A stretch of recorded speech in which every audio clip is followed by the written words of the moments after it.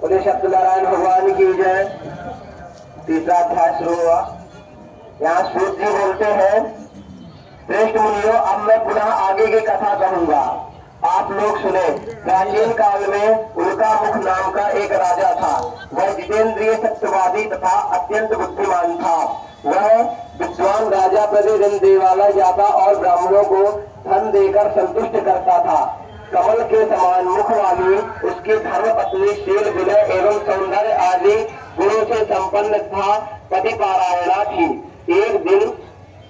राजा एक दिन अपनी धर्म पत्नी के साथ भद्रशिला नदी के तट पर श्री सत्यनारायण का व्रत कर रहा था।